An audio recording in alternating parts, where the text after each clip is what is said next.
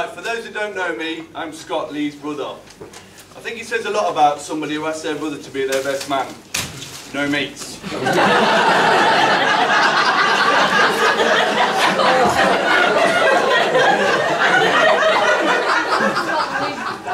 Some people have asked me if I've been on a diet, and yes I have. Only because we had to wear a top hat, and I knew one of you would shout "Fat Controller." I was very surprised when Lee told me he wanted to enter into the 3 rings of marriage. By 3 rings, I mean engagement ring, wedding ring, suffering. One of my earliest memories of Lee was him stealing my girlfriend, Dawn Robinson, when I was just 6 years old. He took advantage of a situation he himself had caused. I'll explain. You may have noticed that Lee has got a massive jaw. When my mum had her first ultrasound, the nurse said it looked like he got a coat hanger stuck in his mouth. My mum very nearly had to have a caesarean section. But she toiled through, and at the last moment, he was delivered the natural way. But Lee's jaw had taken its toll on my mum. And when I came along, a mere 20 months later, I fell out.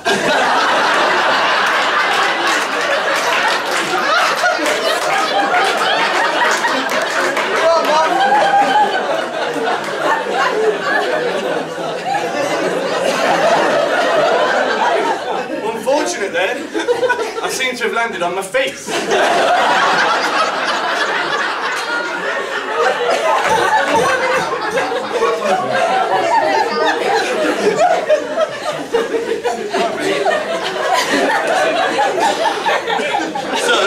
So Lee got the good looks in the family.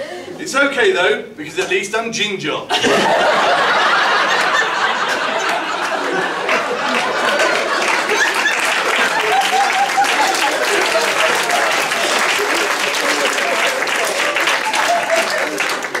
Actually, for the ginger hair, I'd just like to offer my thanks to my father.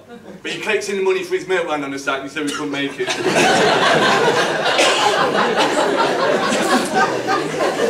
Lee's birth was actually very expensive for my dad. He had to buy all the delivery staff Ray-Bans because they'd already decided the sun was going to shine out of his arse.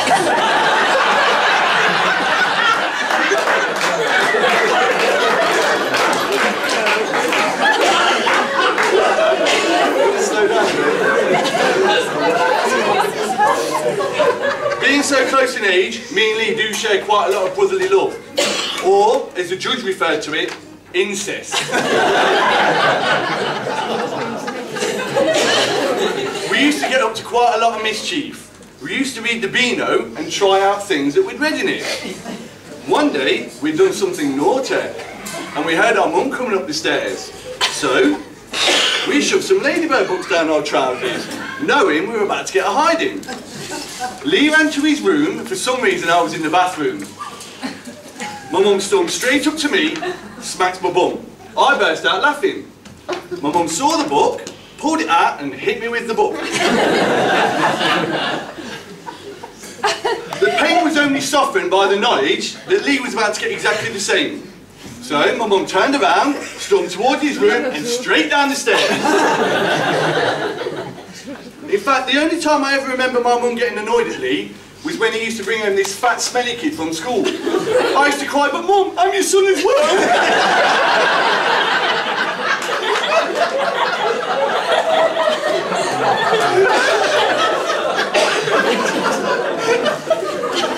I remember one day going through all our baby stuff.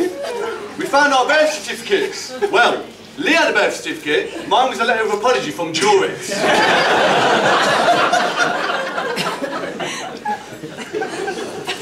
Another incident that sticks in my mind was when we were teenagers and we thought we'd help our mum out by biking to Tesco to get a few bits. On the way there, I came off my bike like Barry Sheen and I took all the skin off my elbows and knees. I was in a right state. I bled all over my t-shirt and trousers. I stood outside Tesco while Lee went in, and on the way back we had to go very slowly because I could hardly pedal. Unfortunately, one of the bags went straight into Lee's front wheel and sent him over his handlebars. So, with the bag now being ripped, we picked up all the shopping, just managing to push our bikes home with our teeth probably. As we neared home like wounded soldiers returning from the war, we couldn't wait to collapse into the arms of our warm mother and be showered with sympathy. But when our mum saw us, she said, "What? I can't even send you to Tesco without you having an accident? That looks painful, Liz. Put some TCP on it." I actually ended up with blood poisoning. We was told to stop being a wimp.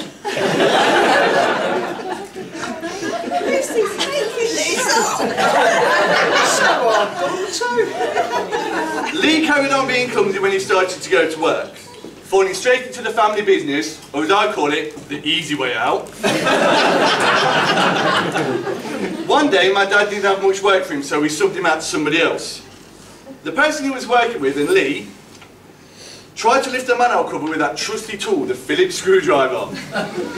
Lee put his hand under the lid, and the lid fell down, tearing most of his finger off.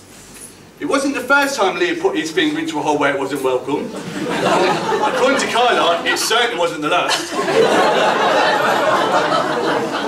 I'm sorry, everyone. This incident put Lee off working, and once his finger had healed, he got himself a job at Iceland, the frozen food shop. One of his duties, apart from refilling freezers, was to memorise the 4-digit codes that accompanied each item in the store. He used to sit at the table going, "Oh, chicken nuggets, 7694. Oh, oven chips, 5632. It was like eating with C3PO. Needless to say, this drove us mad, and I still cannot eat a meal without trying to add it all up. A few of you may know Lee from his football days.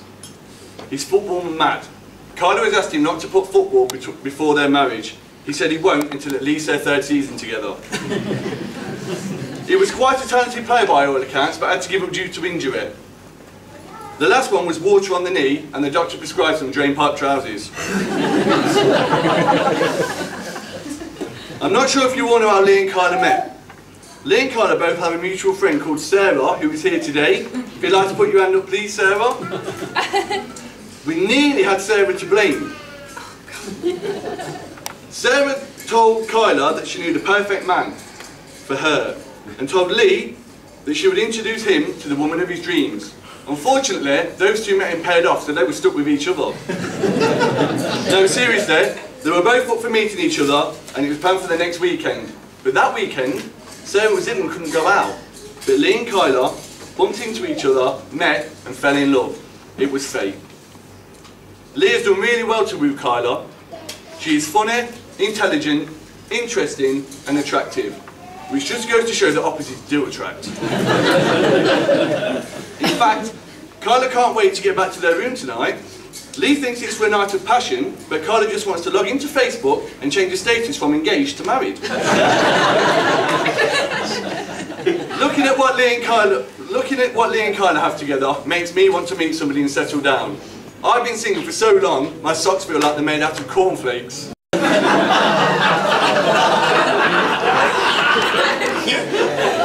Did anybody over 40 laugh at that? Probably not. I would like to thank my godfather, Father Rob, for travelling all the way from Lapland to conduct the service today. I'll bounce you up and down on my knee afterwards. It's a miracle on 34th Street that he can be here. And Lee, please remember the secret to a happy marriage. Tools, internet options, delete history. I would like to finish with a little saying. Man says to God, "God, why did you make woman so beautiful?" God says, "So you would love her." Man says to God, "But why did you make her so stupid?" God says, "So she would love you." Please raise your glasses to join me in toasting a happy couple. Mr. and Mrs. Green. Mr. and Mrs. Green.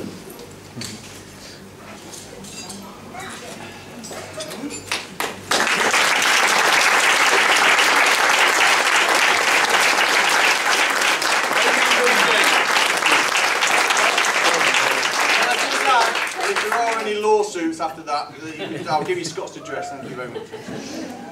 Has he got one? Not anymore. He's made us. Oh, totally.